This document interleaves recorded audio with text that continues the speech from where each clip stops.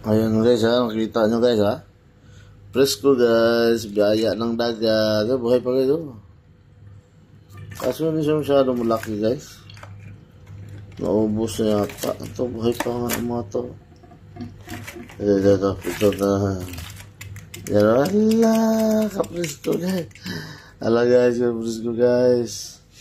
Brad Titing, yan, nasubukan ko na yung nasubukan ko na yung ko pang dive na antipara at saka yung flashlight dalawa. Sulit. Okay na okay. Order pa ako ng dagdag sa antipara. Maganda. Kaso hindi ko nadala pala yung ang tawag doon yung para makahinga ka. Antipara lang talaga. Pangit. Maganda pa lang talaga pag may snorkeling. Maganda. Yan, huli Brad. Buhay na buhay pa Brad. Presko pa oh. Kumikitoy pa yan Brad.